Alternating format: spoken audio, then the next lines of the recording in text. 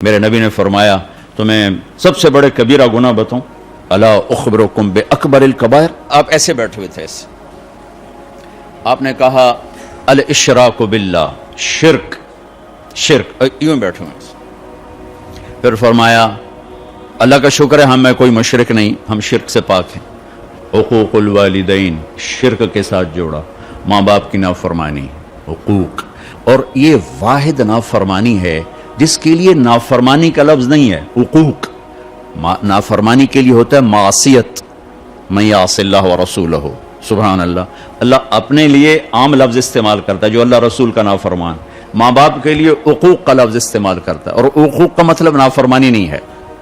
یوں بیٹھے میں حقوق کا مطلب سمجھانے لگوں آپ کو۔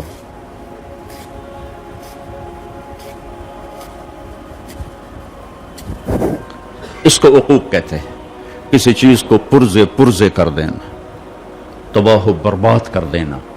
اللہ اکبر، اللہ یوں کہہ رہا ہے ماں باپ کی نافرمانی تمہیں ایسے پرزے کر دے گی، ایسے تباہ و برباد کر دے گی۔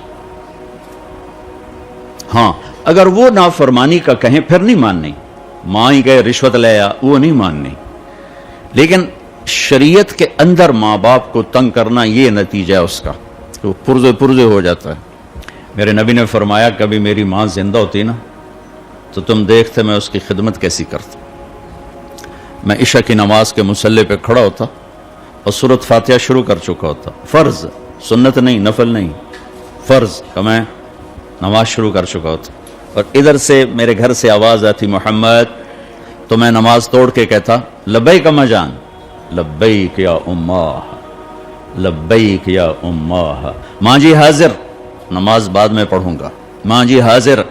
یہ وہ ہستی ہیں ماں کی خدمت کی جو تمنا کر رہے ہیں، جن کو اللہ نے جنت کی چابی پکڑائی، جن کو اللہ نے تاجدار ختم نبوت بنایا، جن کو اللہ نے سبب کائنات بنایا، جن کے وجود کی قسمیں اٹھائیں، لعمرک، میرے محبوب آپ کی جان کی قسم، جن کے چہرے کی قسم اٹھائی، والضحیٰ، آپ کے روشن چہرے کی قسم، جن کی زلفوں کی قسم اٹھائی، واللیل اذا سجا، آپ کی سیاہ زلفوں کی قسم، جن کے شہر کی قسم اٹھائی، وہذا البلد الامین، جن کی زبان سے نکلے بول کی قسم اٹھائی، لعمرک انہم لفی سکرتہم یعمہون، جن پر اترنے والی کتاب کی قسم اٹھائی، تورات، زبور، انجیل کی قسم نہیں اٹھائی، قاف والقرآن المجید، جن کی رسالت پر قسم اٹھائی، یاسین والقرآن الحکیم انک لمن المرسلین، جن کا وکیل، یہ جو وکیل بیٹھے ہوئے ہیں یہ دلیل پیش کرتے ہیں، قسمیں نہیں اٹھاتے، قسمیں گواہ اٹھاتا ہے۔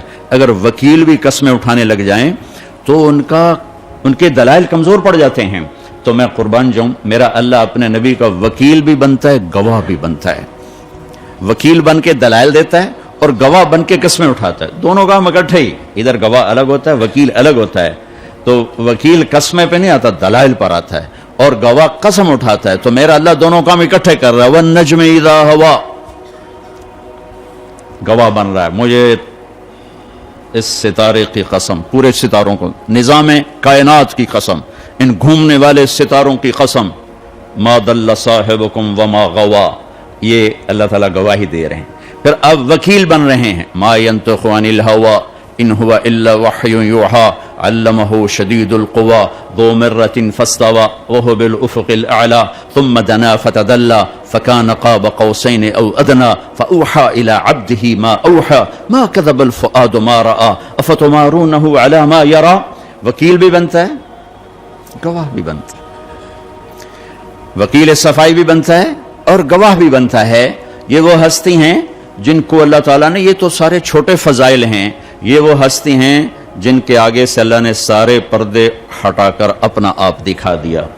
پیچھے گل کڑی رہ گئی، موسیٰ علیہ السلام نے کہا تھا ایک دفعہ دکھا تو صحیح، تو اللہ نے ایک تجلی ڈالی تو 40 دن ہوش نہیں آیا، اور یہاں سارے پردے اٹھا کر آپ نے ایک دفعہ جبریل سے پوچھا تو نے اللہ کو دیکھا ہے؟ کہ یا رسول اللہ دیکھنا، اگر میں ان نور کے پردوں کے قریب بھی چلا جاؤں تو جل کے خاک ہو جاؤں گا، اور وہ سارے پردے اٹھا کر حبیب اللہ اور اللہ آمنے سامنے ہم کلام ہو رہے ہیں۔ آپ ان کا مقام تو دیکھو، لقد جاءکم رسول من انفسکم، ایسی ہستی میں نے آج تک پیدا ہی نہیں کی، من انفسکم، انفسکم کہ حسن یوسف بھی جن کے سامنے غلام بن کے گر گیا، اور کائنات جن کے ذات کے سامنے سکڑ کے باندھی بن گئی. اور دیکھو نا، ایک میری پسند کا لیول ہے، ٹھیک ہے، ایک جہانزیب کی پسند کا لیول ہے، ایک صدر پاکستان کی پسند کا لیول ہے، ایک کسی اللہ کے عارف محبوب مقرب کی پسند کا لیول ہے. تو بڑھتا جائے گا نا. اللہ کی پسند کا لیول کوئی قائم کیا جا سکتا؟ تو جسے اللہ کہے آپ میرے حبیب ہیں، وہ کیا چیز ہوگی؟ جیسے اللہ اپنی ہر صفت میں لامحدود ہے، تو اپنی پسند میں بھی لامحدود ہے، تو جسے انہوں نے چنا وہ کیسے ہوگی؟ میری زبان کیا کہہ سکتی؟ من انفسکم، من انفسکم. ایسا ہے کوئی، ہے کائنات میں ایسا ہے کوئی کسی کو بنایا ایسے؟ ہاں، بنانے میں تو سب سے پہلے بنایا، ظہور سب سے آخر میں ہوا. ابو ہریرہ نے پوچھا یا رسول اللہ آپ نبی کب بنے تھے؟ تو اس کا جواب ہے 40 سال کی عمر. تو آپ نے کہا ابو ہریرہ ابھی آدم کی مٹی اکٹھی نہیں ہوئی تھی کہ میں نبی بن گیا تھا. ہاں سبحان اللہ. ظہور ہوا 571 عیسوی 22 اپریل 12 ربیع الاول یکم جیٹھ 628 بکرمی، پیر کی صبح 4:20 پر. 4:20 پر میں اس لیے کہتا ہوں کہ آپ پیر کی صبح صادق میں تشریف لائے. اس سے صبح صادق کا مطلب ہے کہ ادھر دنیا کا سورج نکل رہا تھا اور اس کے ساتھ ہی نبوت کا سورج بھی نکل رہا تھا. یہ مناسبت ہے. ادھر دنیا کے اندھیروں کو دور کرنے کا سامان ہو رہا تھا اور ادھر دل کے اندھیروں کو دور کرنے کا سامان ہو رہا تھا.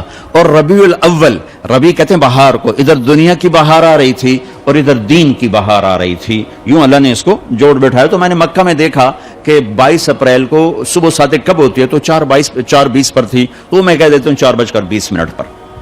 مطلب یہ کوئی پیچھے سے لکھی ہوئی بات نہیں ہے. اس وقت تو گھڑیاں نہیں تھی، گھنٹے نہیں تھے. اب میں اضافہ کر سکتا ہوں کہ 22 اپریل کو 4:20 پر صبح صادق ہوتی ہے. لقد جاءکم رسول من انفسکم. ایسی ہستی ہیں کہ کوئی ان جیسا ہے نہیں.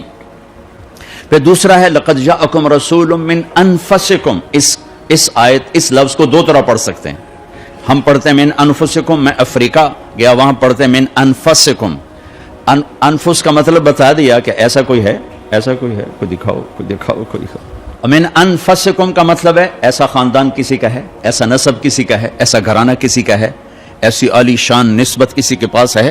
کوئی ہے جس کی پیڑھی آدم تک جاتی ہو. یہ واحد گھر ہے جس کو محمد مصطفیٰ وسلم کی طفیل آدم تک ایسا پاک کیا کہ میرے نبی نے فرمایا کہ میرے باپ عبداللہ سے آدم تک کسی نے زنا نہیں کیا کبھی بھی، کبھی بھی.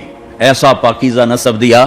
انفسکم، سب سے عالی نسب محمد بن عبداللہ بن عبد المطلب بن ہاشم بن عبد مناف بن قصی بن کلاب بن مرہ بن کعب بن لوی بن غالب بن فہر بن مالک بن نضر بن کنانہ بن خزیمہ بن مدرکہ بن الیاس بن مضر بن نزار بن معد بن عدنان بن اود بن حمیسہ بن سلامان بن عوس بن بوز بن قموال بن ابی بن عوام بن ناشد بن حزا بن بلداس بن یدلاف بن طابخ بن جاحم بن ناحش بن ماقی بن عیفی بن عبقر بن عبید بن الدعاء بن حمدان بن سنبر بن یثربی بن یحزن بن یلحن بن ارعوا بن عیدی بن زیشان بن عیسر بن اقناد بن ایہام بن مقصر بن ناحد بن زار بن سمی بن مزی بن عوض بن عرام بن قیدار بن اسماعیل بن ابراہیم بن آذر بن ناحور بن سروج بن رعو بن فائج بن عابر بن ارفشاد بن سام بن نوح بن لامک بن متوشالے بن ادریس بن یرد بن ملح الایل بن قینان بن آنوش بن شیس وبن آدم علیہ السلام.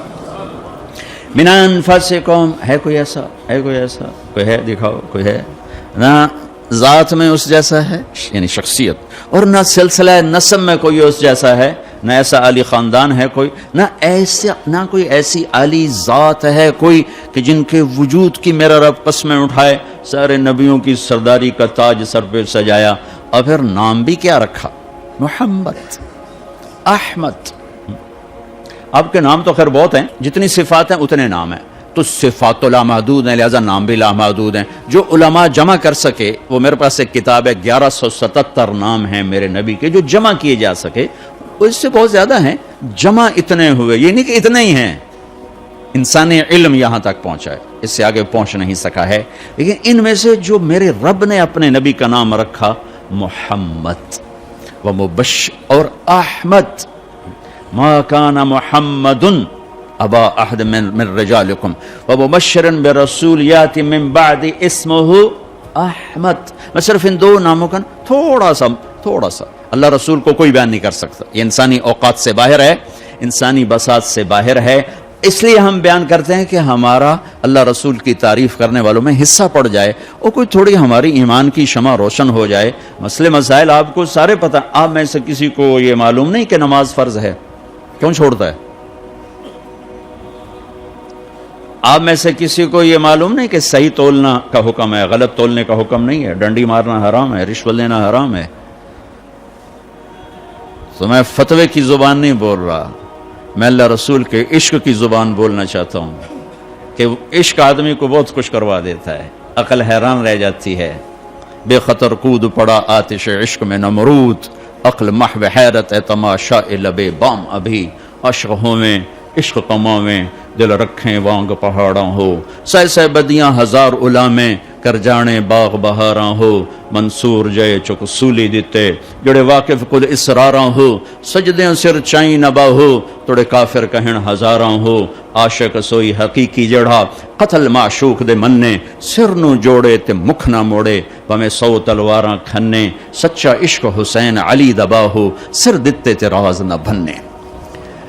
تم رشوت کہتے ہو, تم جھوٹ کہتے ہو, جب اللہ رسول میں تھوڑی جی چنگاری لگ گئی نا, ہائے ہائے ہائے, تمہیں قربان ہونا محبوب نظر آئے گا. کربلاؤں کی تاریخ کے پیچھے فلسفہ نہیں ہے, عشق ہے. کربلاؤں کی تاریخ کے پیچھے قانون نہیں ہے. قانون تو کہتا جان بچانے کے لیے بیعت کر لو, جائز ہے, بعد میں مدینے جا کے توبہ کر لینا, جائز ہے. قانون یہ بتاتا ہے, اور عشق بتاتا ہے نیزے پہ چڑھنا میری سرداری اور عزت.